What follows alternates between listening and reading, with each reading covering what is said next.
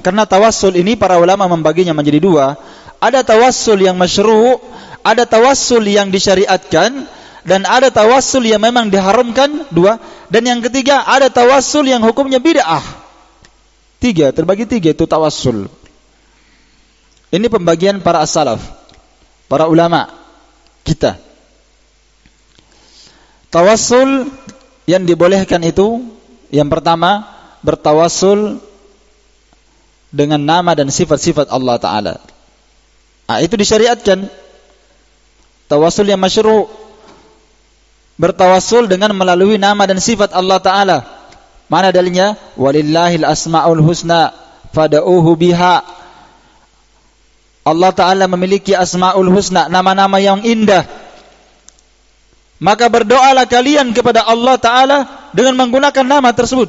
Maka seorang yang berdoa kepada Allah, mau mudah dikabulkan, mau dia dekat dengan Allah, mau dia dimudahkan dikabulkan doanya, maka dia harus berdoa, dia puji-puji Allah Ta'ala dengan sifat-sifatnya. Allahumma innaka antar razaq farzuqni. Ya Allah, engkau maha memberi rezeki, berikan saya rezeki. Sampai Nabi SAW mengajarkan kita berdoa dengan menggunakan ismul a'zam, dengan namanya yang paling agung. Sampai ada seorang sahabat pernah berdoa, Allahumma inni as'aluka bi anna lakal hamd, la ilaha illa anta, wahdaka la syarika lak, al-mannan, ya badi as-samawati wal ardi, ya dzal jalali wal ikram, ya hayyu ya qayyum, inni as'alukal jannah wa a'udzu bika minan nar. Kata Nabi, siapa tadi yang berdoa?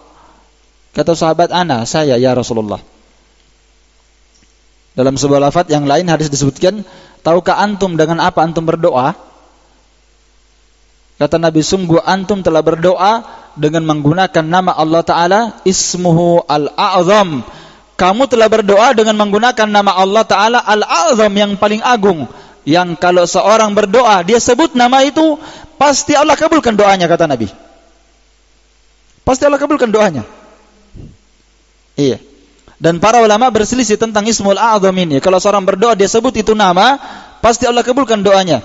Para ulama berselisih tentang nama itu. Sebagian al-ulama mengatakan ismul a'zam adalah al-hayyul qayyum.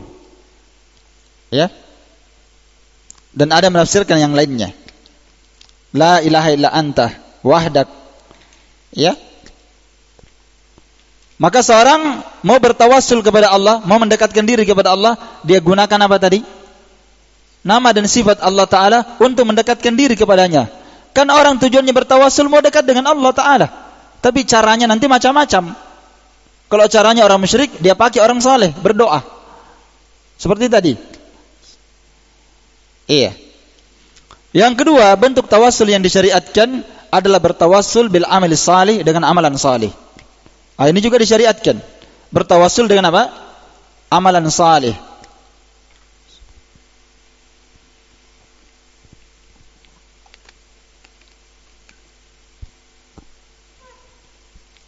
Bertawassul dengan amalan saleh. Ini yang dikisahkan di kisah orang yang terperangkap dalam goa. Tahu hadisnya kan? 3 orang terperangkap dalam goa. Kemudian mereka berkata, kita tidak akan mungkin keluar dari goa ini sampai kita masing-masing berdoa kepada Allah dan menyebutkan amalan yang paling kita harapkan Allah Subhanahu wa ta'ala mengabulkannya. Maka orang pertama berdoa. Dia berkata, ya Allah, saya memiliki orang tua yang saya tidak pernah berikan makan, minum kepada anakku, sampai orang tuaku dulu yang makan baru mereka. Sampai suatu ketika, ini hadisnya panjang ya, saya ringkas. Sampai suatu ketika, saya pernah terlambat pulang ke rumahnya, terlambat pulang. Sedangkan orang tuanya sudah tidur, anaknya sudah menangis-nangis bersama istrinya, kelaparan. Tidak dia kasih makan istrinya dan anaknya. Anaknya sudah nangis-nangis, merengek-rengek di kakinya, tidak dikasih makan, sampai bapaknya yang duluan makan. Dia tidak berani bangunkan orang tuanya karena dia hormati orang tuanya. Jarang orang seperti ini ya. Kalau orang sekarang itu dia bentak-bentak saja orang tuanya, lo manre. Ini. Setelah dia berdoa, terbuka itu lubang dalam gua, tapi belum mereka bisa keluar, belum bisa keluar. Baru terbuka sebagian. Orang kedua berdoa, dia berkata, saya memiliki sepupu, saudara dari ayahku, anak pamanku, seorang wanita yang saya sangat suka dia, dan saya sangat mencintainya. Saya sangat menginginkan dia. Tapi dia enggan, tidak mau. Suatu ketika dia terjepit, dia pinjam uang kepada saya, maka saya pun pinjamkan dia uang. Dipinjamkanlah dia uang. Ya.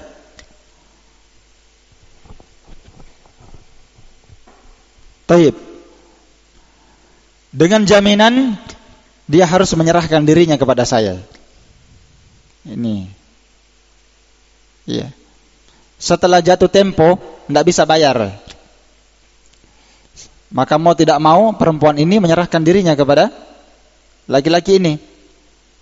Maka ketika dia sudah berada di antara kedua kakinya, ini kinayah, tiba-tiba wanita itu berkata, ittaqillah. Langsung diingatkan dia, ittaqillah, jangan engkau memecahkan sesuatu yang bukan hakmu. Tiba-tiba dia gemetar, dia kaget, maka dia berhenti dari perbuatannya.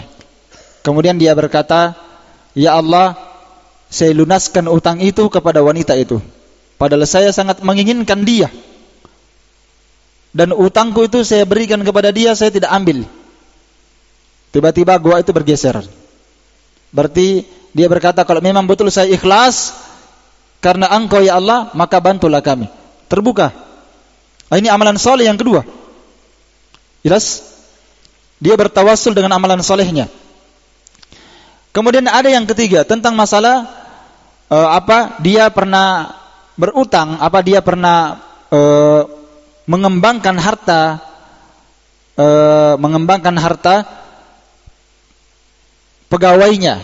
Dia seorang bos, dia pekerjakan pegawainya, dan ada satu pegawai dia tidak ambil gajinya. Maka gajinya pegawai ini, karena orang yang tidak ada, dia tidak ambil uangnya, dia simpan.